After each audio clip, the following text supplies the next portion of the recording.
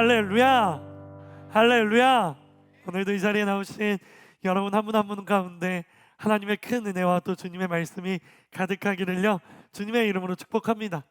우리 가슴에 손을 얹고 이렇게 고백해 볼까요? 예수님께서 오셨습니다. 예수님께서 다시 오실 것입니다.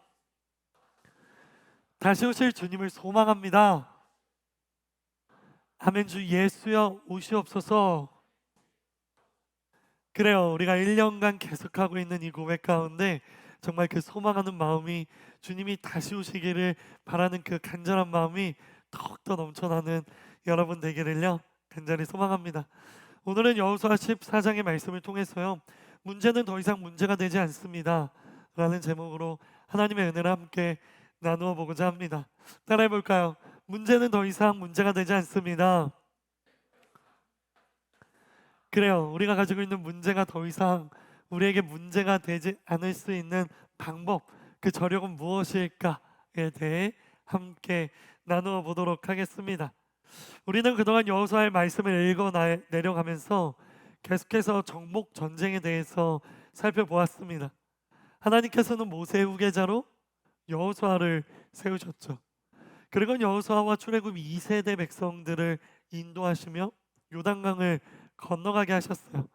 그렇게 여호수아와 이스라엘 백성들은요, 요단강 서쪽 서편 약속의 땅 가나안 땅으로 들어가 그곳에 거주하는 민족들과 전쟁을 치르며 그 땅을 차지하게 됩니다. 이 모든 것은 바로 하나님께서 아브라함을 부르시면서 하셨던 약속, 아브라함과 이삭과 야곱과 요셉, 그리고 이어 모세와 지금 우리가 살펴보는 여호수아까지로 연결되는 하나님의 거대한 약속의 성취의 과정인 것이죠. 바로 그러한 약속의 성취 과정이 여호수아 1장부터 지난주까지 살펴본 11장까지의 내용으로 기록되어 있었어요. 지난주에 살펴본 여호수아 11장에서 우리는 여호수아가 가나안 땅의 북쪽 연합군과 싸워 이기는 장면을 살펴보았죠. 그 전쟁의 결과 이제 진짜 이제 진짜 여호수아와 이스라엘 백성들은요, 요단강 서쪽의 땅을 어느 정도 대부분 차지하게 된 거예요. 그렇게 여호수아 11장이 마무리가 되고요, 이어지는 12장에서 성경은 이제 그동안 했던 그 전쟁을 정리합니다. 그러면서 그동안의 전쟁에서 패배했던 가나안 민족들의 왕들을요 기록하고 있는 거예요. 이는 마치 이스라엘 백성들과 여호수아의 승전가, 조금 더 정확히 말하면 이스라엘과 여호수아 백성들의 승전가가 아니라 하나님의 승전가를 기록하는 것과도 마찬가지인 기록이에요. 그리고 그렇게 또 한 장을 넘겨 여호수아 13장으로 넘어가면서 여호수아 이스라엘 백성들은요, 그동안 정복했던 땅들을요 분배하는 작업들을 합니다. 특별히 여호수아 13장에서는 요단강 동편에 있는 땅에 대한 분배를 다시 한 번 더 선포하죠. 우리가 지금까지 살펴본 모든 그 정복 전쟁의 땅은요 크게 두 개로 나눌 수 있죠. 어디와 어디? 요단강을 기준으로 동쪽과 서쪽, 바로 이 두 개로 나눌 수 있는 거예요. 여호수아 13장은 그 두 개 중 요단강 동편의 배분에 대한 이야기를 하고 있습니다. 그렇다면 질문, 요단강 동편은 누가 분배받았을까요? 이에 대해 설명해 주긴 여호수아 13장 8절의 말씀 읽어볼게요. 시작.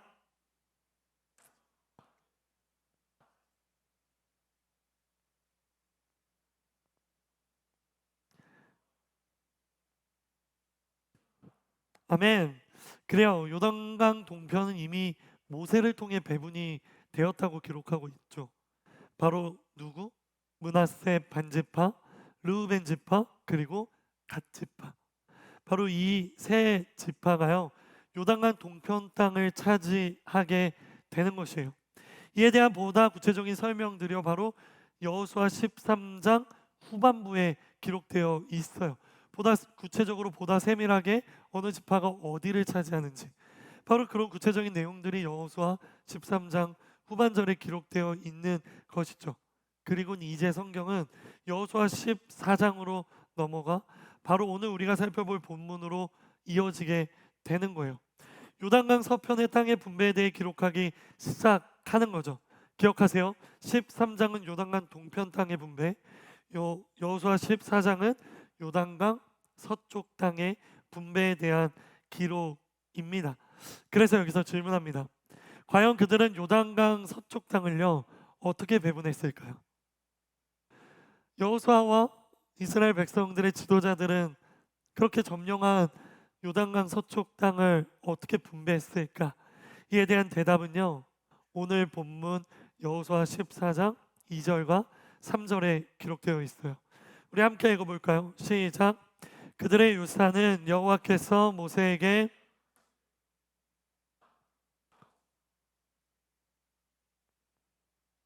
모세는 두 지파와 반 지파에게 요단강 동쪽을 그들의 유산으로 주었지만 레위 사람들에게는 그들 가운데 유산을 주지 않았습니다. 아멘. 자, 여러분 이미 알고 계시죠?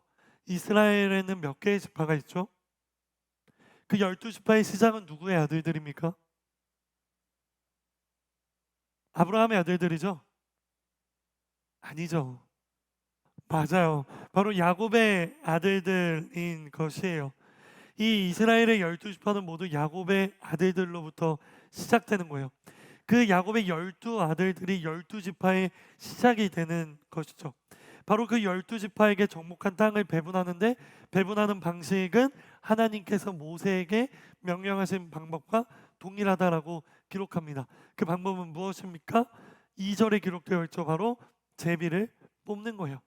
그렇게 요단강 동편 땅을 이미 분배받은 그 지파들을 제외하고 몇 개의 지파? 9개의 지파와 또 한 지파의 반, 그 반 지파가 땅을 분배받기 시작하는 것입니다.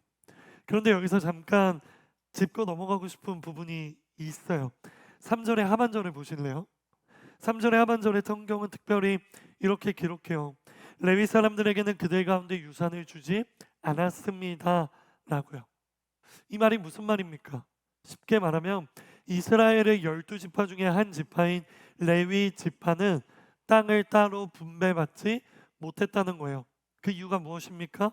그것은 바로 하나님의 명령이었기 때문이에요. 레위 지파에게는 땅을 분배하지 마라. 왜? 레위 지파는 하나님께서 친히 그들의 기업이 될 것이기 때문이다. 레위 지파는 친히 하나님이 그들의 기업이 되는 이유는 무엇입니까? 레위 지파의 역할에 있죠. 레위 지파의 역할은 무엇입니까? 바로 하나님을 예배하고 하나님을 제사하는, 바로 그 제사를 담당하는 지파였기 때문이에요.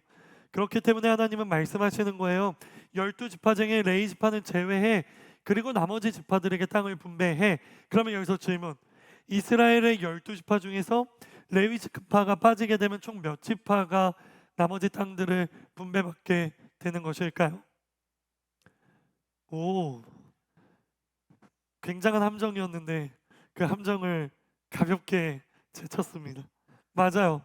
여전히 12개의 지파가 그 땅을 분배받게 되죠. 왜 여전히 12지파입니까? 이에 대한 설명으로 여호수아 14장 4절을 읽어볼게요. 시작.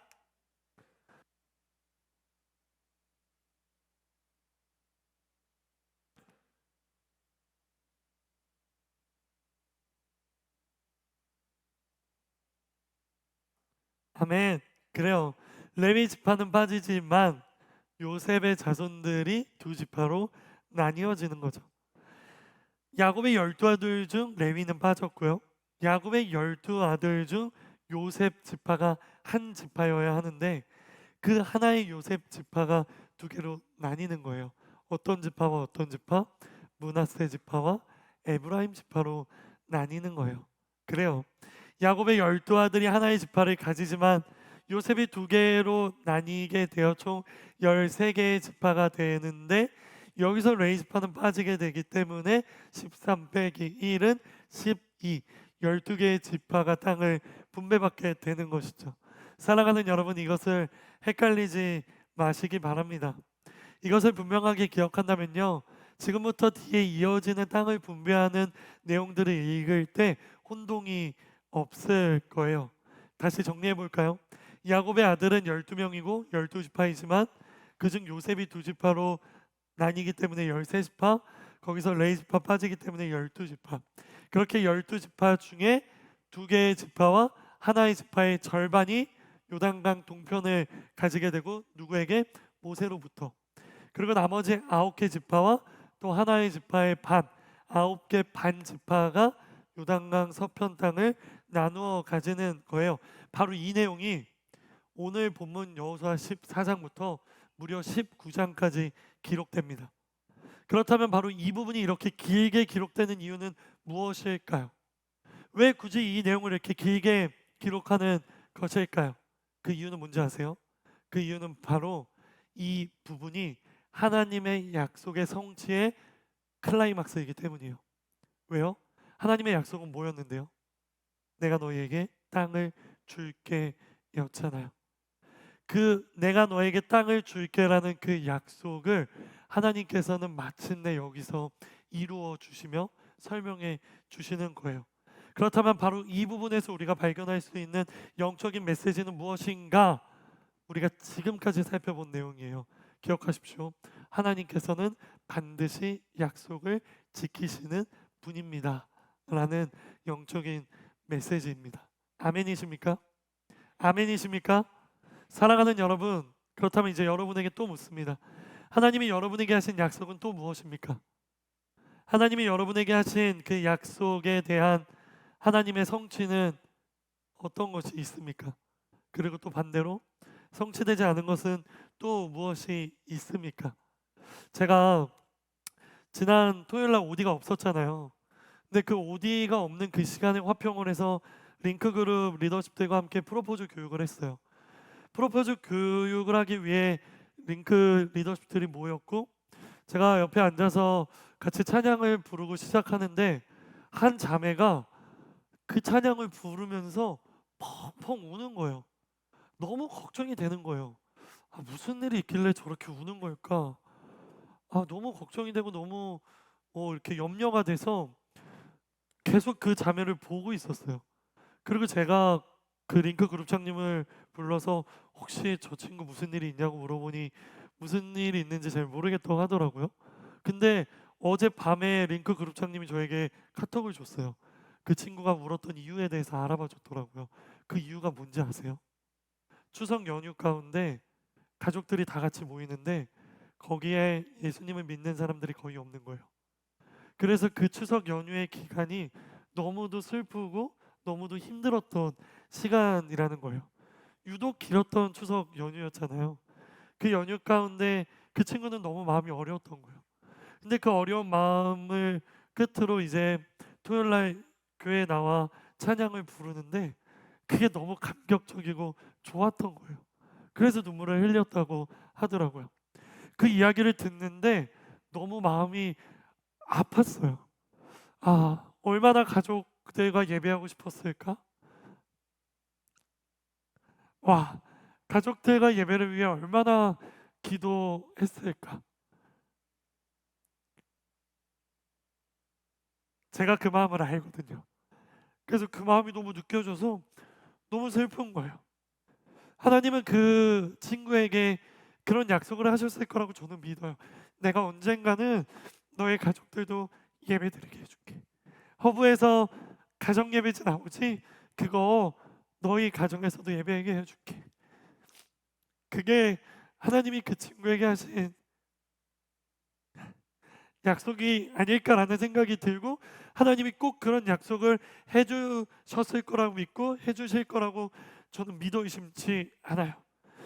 그러면서 오늘 말씀을 준비하는데 그런 생각이 드는 거예요.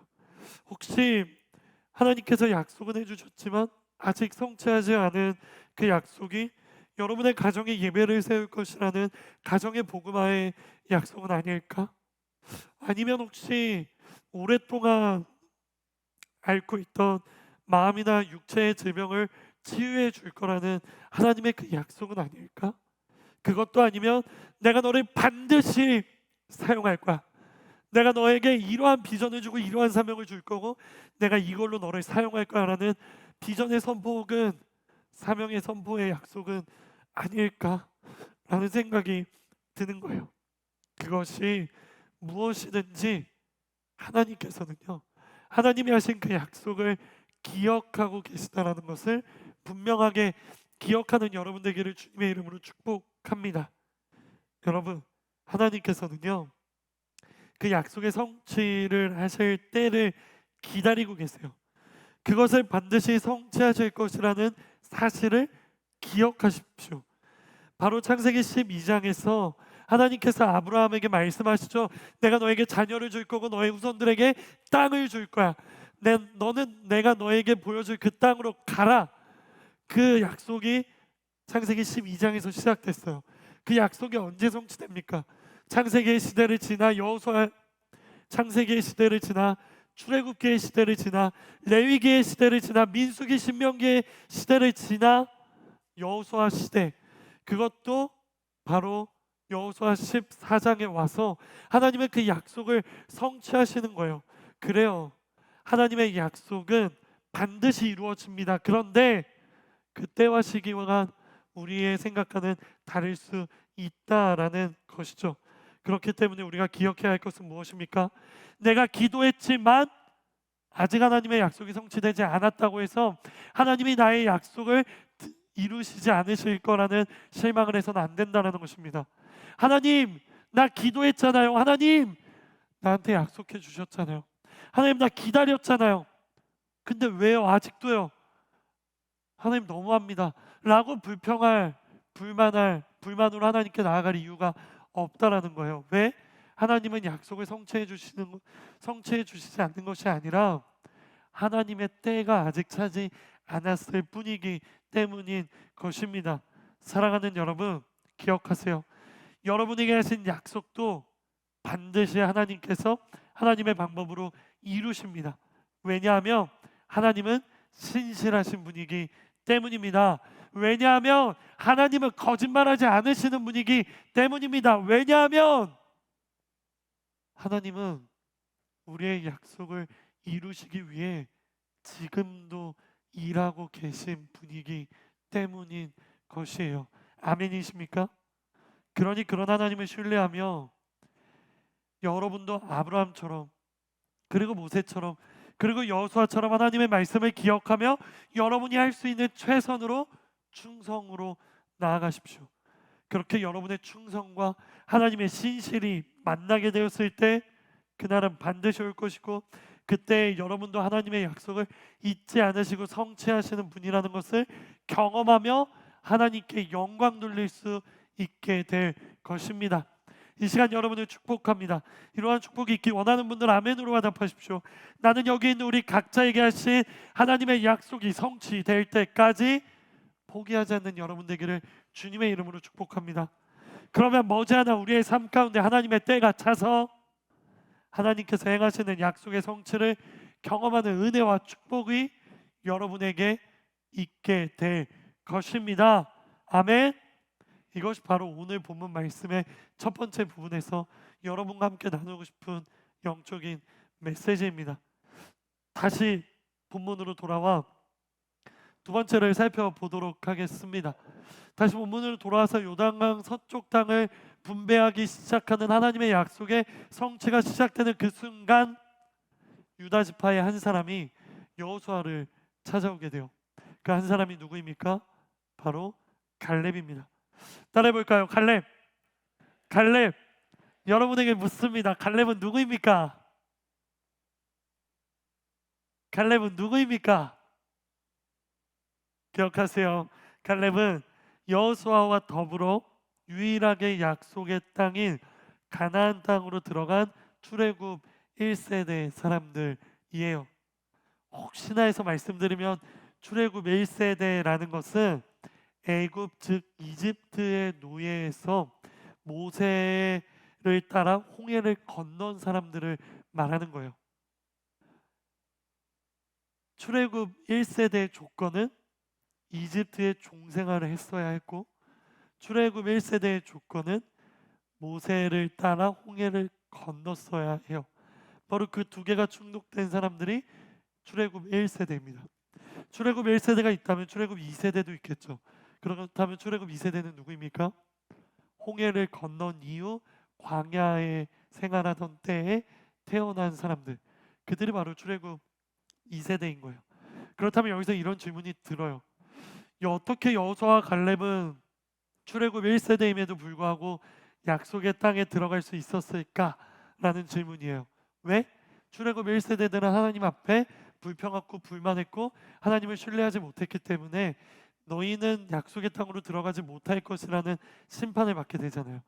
하지만 그 중에서도 여호수아와 갈렙은 출애굽 1세대이지만 약속의 땅으로 들어가게 돼요. 그래서 던지는 질문입니다. 왜 그들은 들어갈 수 있었을까?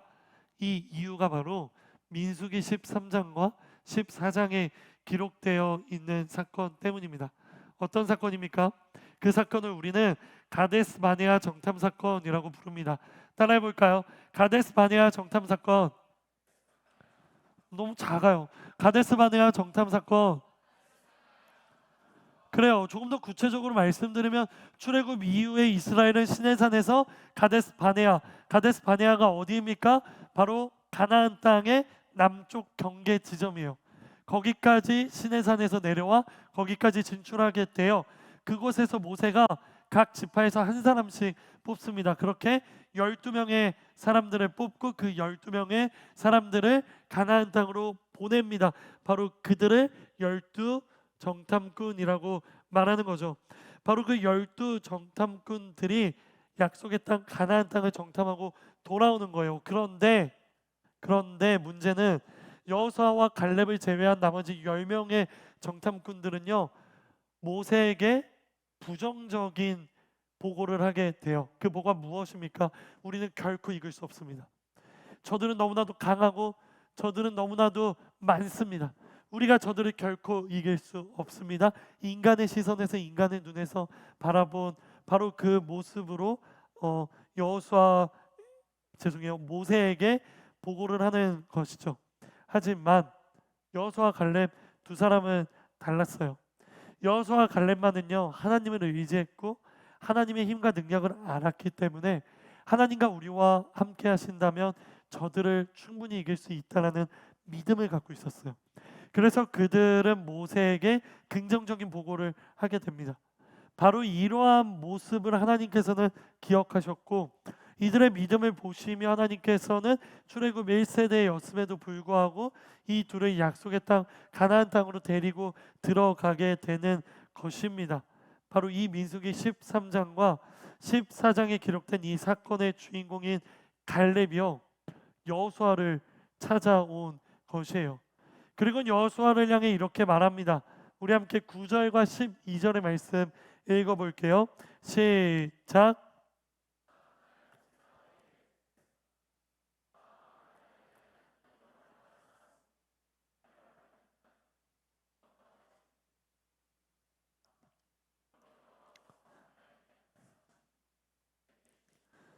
당신도 그때 직접 들었다시피 거기에는 아낙 사람들이 살고 있고 그들의 성은 크고 강합니다. 그러나 여호와께서 나와 함께 하시며 여호와께서 말씀하셨듯이 내가 그들을 쫓아낼 수 있을 것입니다. 아멘. 바로 그 가데스 바네아 정탐 사건에 충성되게 하나님을 신뢰하며 마음을 다해 따랐던 바로 그때 모세가 갈렙에게 했던 약속을요 상기시키는 거예요. 그리고 그 약속을 상기시키며 지금 갈렙은 여호수아에게 이야기하는 거예요. 모세가 그때 나한테 약속했었어. 바로 내가 밟는 모든 땅은 영원히 나와 내 자손의 유산이 될 것이라고 모세가 나한테 약속했어. 그러니 그때 모세가 했던 약속대로 이 산지 어디? 바로 헤브론을 내게 주세요라고 이야기하는 것입니다. 사실 이러한 갈렙의 이야기가요 충분히 납득이 되어집니다. 갈렙이 여호수아에게 감히 이야기하지 못할 것도 아니고 여호수아가 갈렙에게 이 얘기를 듣는다고 뭐야 얘 선 넘네 라고 생각할 만한 것도 아닙니다. 왜? 그 또한 하나님께서 모세를 통해 갈렙과 갈렙의 자손들에게 하신 약속이기 때문이죠. 그렇기 때문에 바로 이러한 약속에 대한 요청은요, 그리 이해가 되지 않는 부분은 아니에요. 그런데요, 이 부분은 이상해 보이지 않지만 우리가 이 말씀을 읽으며 그 뒷부분은 조금 이상하게 들릴 수 있을 것 같아요. 그 뒷부분이 뭐죠? 12절의 후반절이에요. 갈렙이 이 땅을, 이 산지를 내게 주소서라고 말하면서 후반절에 이렇게 얘기해요. 헤브론 땅에 아직 아낙 사람들이 남아 있고 그들의 성은 크고 강하다는 이야기를 하는 거예요. 이 이야기가 뭔가 이상하지 않아요? 갈렙이 지금 달라고 하는 헤브론 땅에 아낙 자손들이 남아 있다. 그들이 크고 강하다. 심지어 그들의 성읍도 크다. 라고 말하는 건 뭔가 이상하지 않아요? 아마 여호수아를 꼼꼼히 읽으신 분들은요, 발견했을 거예요. 뭐가 이상한지. 이미 여호수아는 요단강을 건너 요단강 서편 땅을 점령했는데 여전히 그 땅에 아낙 자손들이 크고 강한 성이 있다라고 이야기하는 게 이상하지 않아요? 우리는 과연 이것을 어떻게 해석해야 합니까? 여호수아는 요단강을 건너고 그 요단강 서쪽 땅을 점령했잖아요. 그 지역에 살고 있던 민족들이 진멸했잖아요. 그런데 여전히 여호수아 14장에는 그 땅의 아낙 자손이 크고 강하게 존재하고 있다고 말하는 거예요. 그렇다면 우리는 이 본문을 이해하면서 읽으면서 요단강 서편을 모두 점령했으나 헤브론은 아직 점령하지 못한 것일까라는 생각이 드는 거죠. 누가 저에게 이렇게 물어본다면 저는 이렇게 말하고 싶어요. 아니라고. 그 근거는요, 여호수아 10장 36절과 37절에 기록되어 있어요. 여호수아 10장이에요. 우리 한번 읽어볼게요. 시작. 여호수아는 온 이스라엘과 함께 에글론에서 헤브론으로 올라가서 전쟁을 벌였습니다. 그들은 헤브론 성을 점령하고 헤브론 왕과 헤브론 성들과 그 안에 모든 생명을 칼날로 쳐 한 사람도 남겨두지 않았습니다.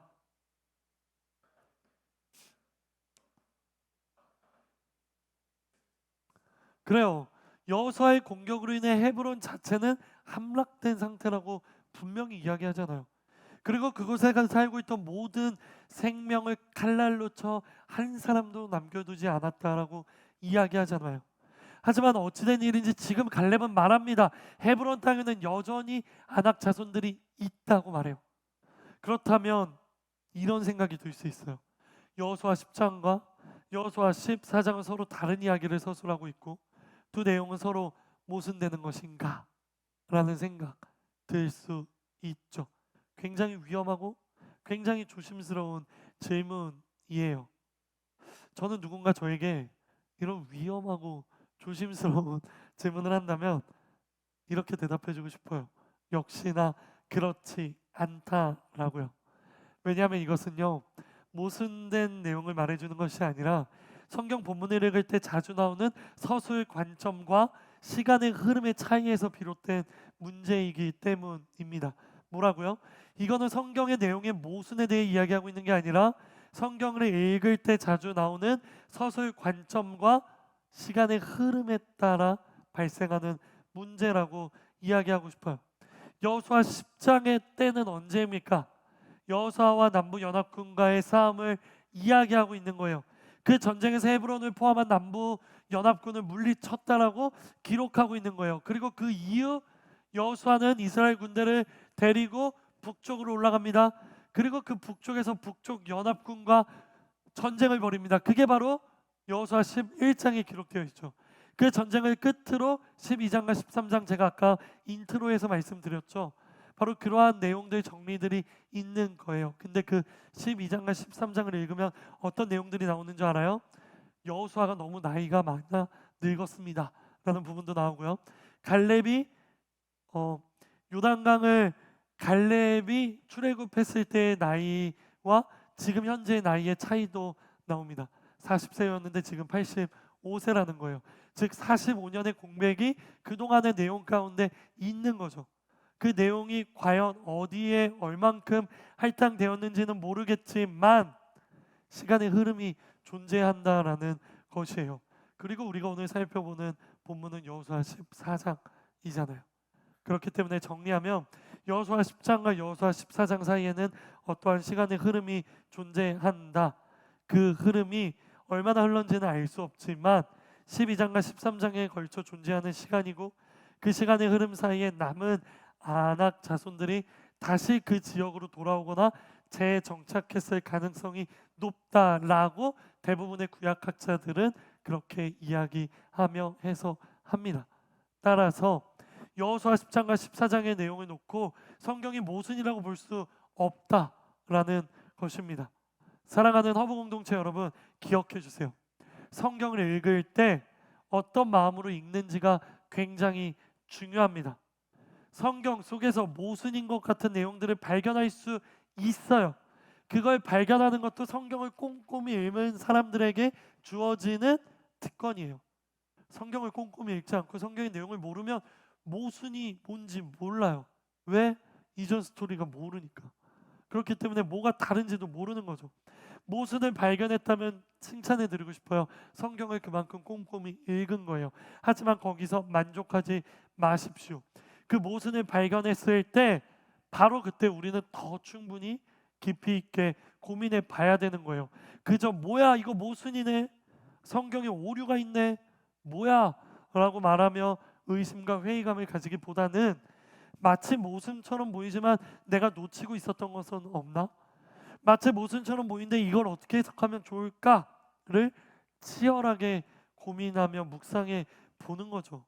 그렇게 묵상하고 치열하게 고민해 보며 성경의 앞 뒤를 읽어보고 이 성경과 평행되는 본문도 읽어보고 전체적인 역사와 전체적인 흐름과 전체적인 관점 속에서 이 내용을 살펴보게 된다면, 그렇다면 어떠한 은혜가 생기게 되느냐? 성경을 보다 깊이 있고 입체적으로 보게 될 것이고, 그 깊이 있고 입체적으로 보는 그 과정 가운데 숨겨져 있던 하나님의 영적인 메시지, 우리를 향한 하나님의 말씀을 발견하고 들을 수 있다라는 것이죠. 사랑하는 여러분, 이 시간 여러분을 축복합니다. 나는 여러분이 성경을 읽을 때 보다 치열하게 묵상하는 사람들 되기를 주님의 이름으로 축복합니다. 나는 여기 있는 우리가 성경의 5점 혹은 모순을 찾으려는 그 시도보다는 그 모순을 어떻게 이해하고 해석하면 좋을지를 더 깊이 있게 묵상하며 연구함으로 말미암아 그 속에서 큰 감동과 감격을 누리는 그런 은혜가요, 여기 있는 여러분 모두에게 있게 되기를 주님의 이름으로 축복합니다. 그러기 위해 우리는 성경을 읽어야 돼요.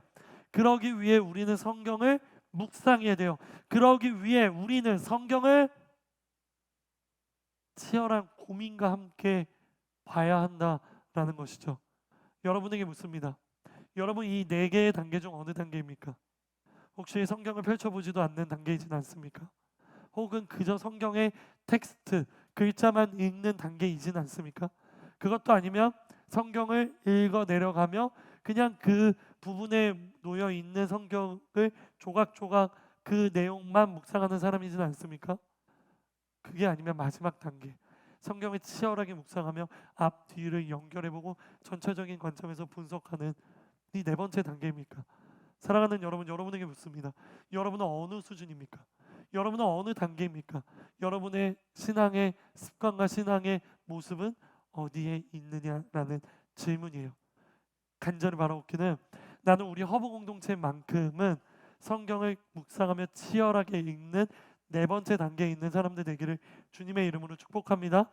여기 있는 여러분만 성경을 그렇게 봐도 우리나라는 변할 거예요. 온 세계는 변할 거예요. 그리고 하나님이 여러분을 통해 온 세계 가운데 복음을 전파하고 하나님의 말씀을 전파하는 일을 행하실 것입니다.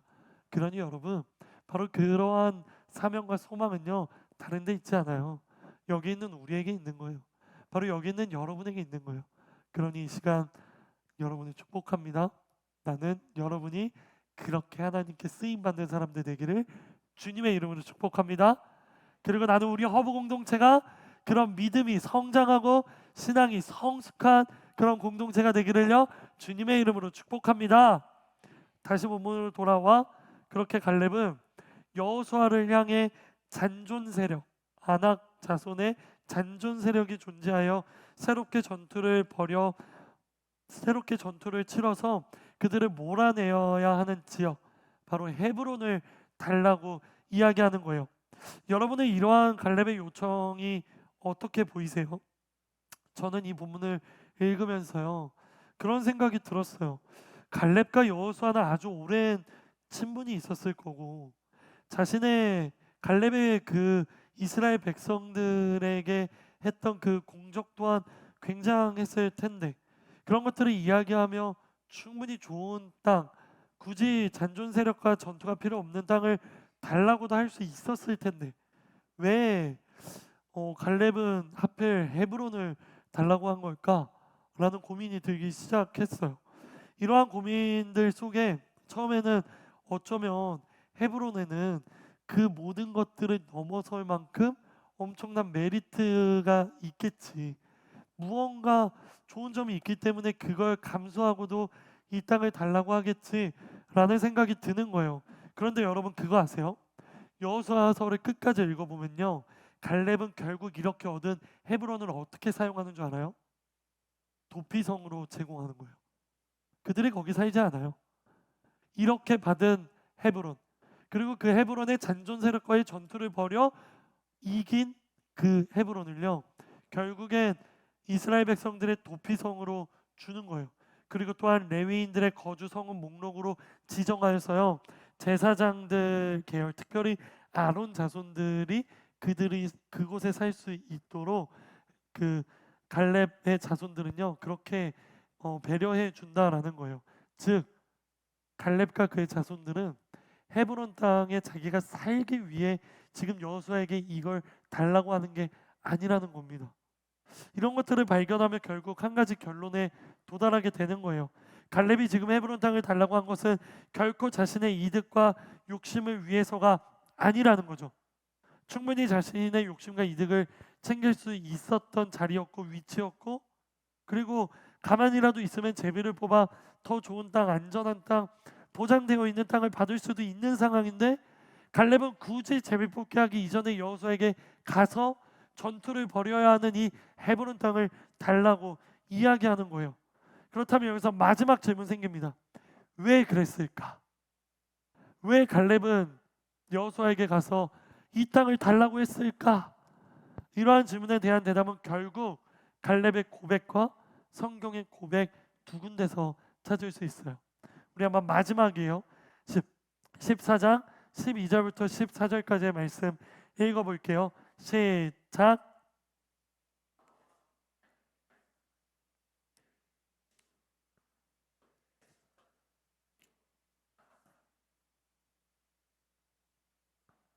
그러나 여호와께서 나와 함께 하시면 여호와께서 말씀하셨듯이 내가 그들을 쫓아낼 수 있을 것입니다.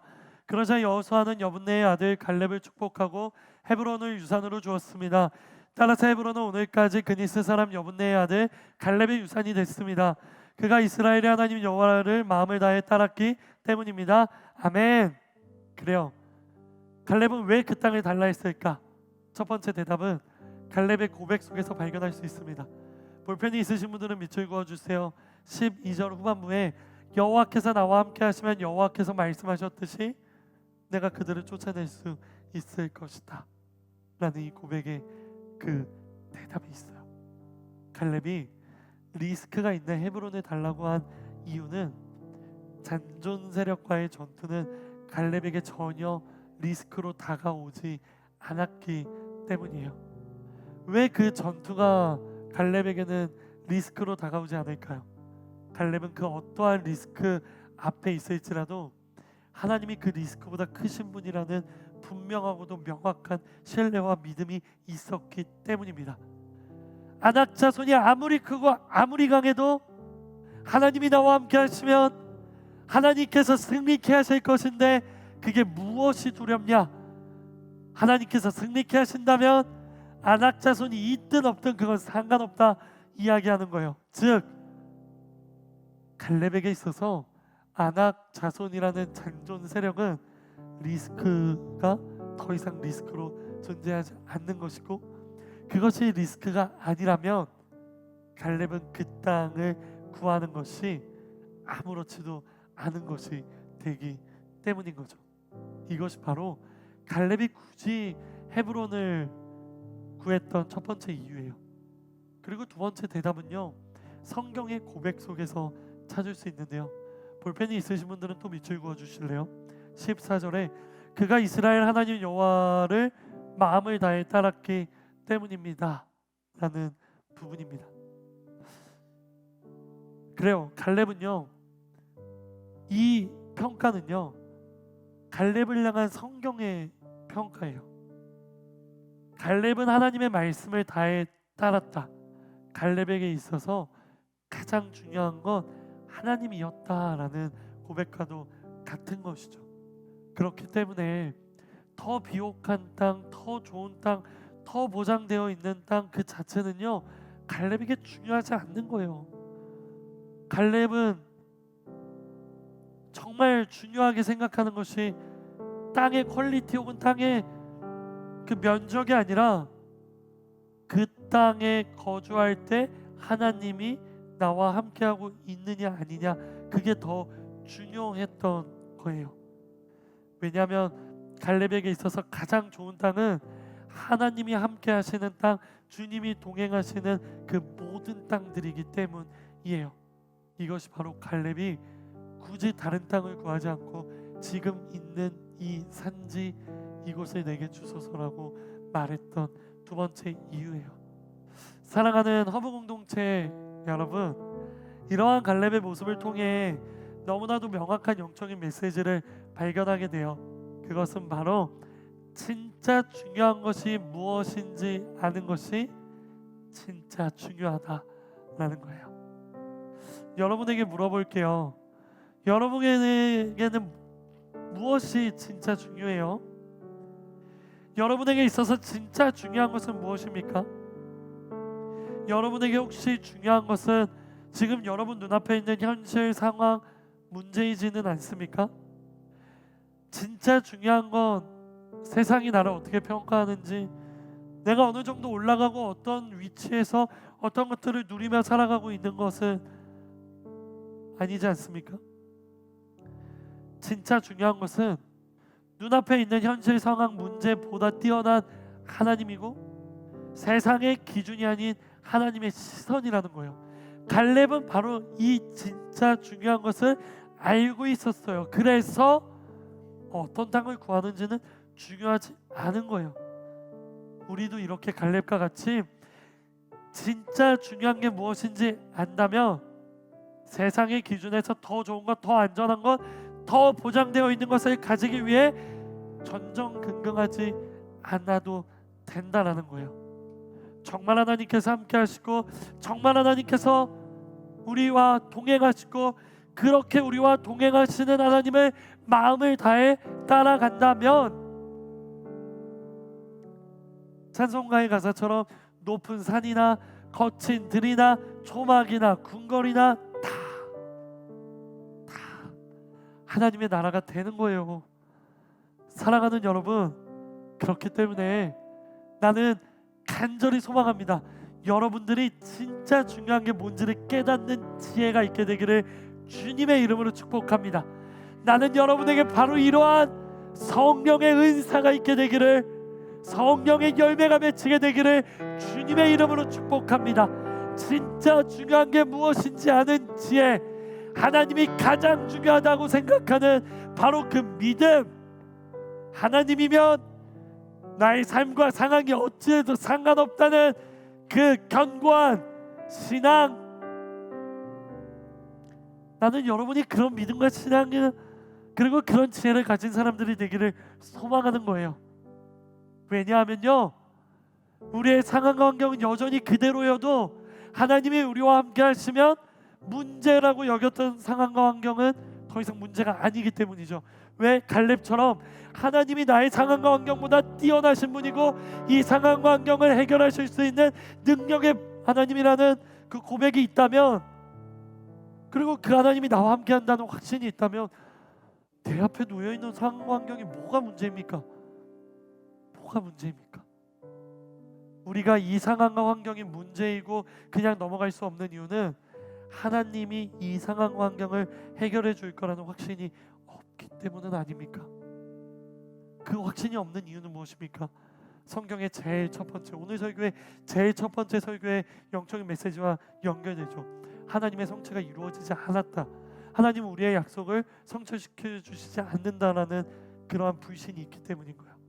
그렇기 때문에 오늘 말씀을 정리하며 마지막으로 여러분에게 드리고 싶은 이야기는, 하나님이 우리의 상황과 환경보다 뛰어나신 분, 능력 있으신 분이라는 그 믿음을 가지고 하나님께서 우리의 상황과 환경을 뛰어넘을 만한 그러한 약속의 성취가 올 때까지 기다리라는 거예요. 기도하며 기다리라는 거예요. 기도하며 기대하며 기다리라는 거예요. 기억하십니까? 성경은 기록합니다. 너희가 구하는 건 이미 받은 줄로 알으라고요. 여러분에게 그런 믿음이 있습니까? 이 시간 마지막으로 축복합니다. 나는 여기 있는 우리 모두에게 바로 이러한 갈렙과 같은 믿음이 있게 되기를 주님의 이름으로 축복합니다. 나는 여기 있는 우리 모두가 갈렙과 같은 기준이 바로 서게 되기를 주님의 이름으로 축복합니다. 그로 인해 진짜 중요한 것이 무엇인지 알고 눈앞에 놓여있는 모든 장벽과 장애물을 뛰어넘는 사람들이 되기를요 주님의 이름으로 축복합니다. 우리 이런 마음을 가지고 함께 기도하기 원합니다. 우리 가장 먼저 하나님 앞에 기도하고 싶은 것은요, 성령님께 물어보는 기도예요. 뭐라고 물어볼 거냐면 이렇게 물어볼 거예요. 하나님, 혹시요 하나님이 내게 하신 약속인데 내가 잊고 있는 거 있나요? 하나님은 잊고 계시지 않고 하나님은 기억하시며 내게 이 약속의 성취를 위해 일하고 계신데, 혹시 내가 잊어버리고 있었던 것이 있나요? 내가 지극히 어렸을 때 했던 그 기도 가운데 하나님이 하셨던 말씀, 혹은 하나님은 약속을 해주시는데 내가 눈치채지 못한 것들이 하나님 있나요? 그럼 성령 하나님 이 시간 내 마음 가운데 오셔서 내게 알려주세요. 그리고 하나님이 나의 삶 가운데 나에게 이루시는 그 약속의 성취를 발견할 수 있도록 그 약속을 내가 먼저 붙들게 해주세요 라는 기도예요. 사랑하는 여러분, 우리 이 시간 하나님 앞에 기도할 때 하나님이 우리에게 주셨던 그 약속을 붙드는 거예요. 그리고 하나님, 내가 이 붙든 이 손 놓지 않겠습니다. 하나님이 성취시켜 줄 때까지 이 약속 내가 붙잡겠습니다. 그렇게 하나님 앞에 다짐하며 결단하며 기도하는 거예요. 준비됐어요? 준비됐어요? 우리 이 시간 주님 이름 3번 크게 부르며 하나님 앞에 기도합시다.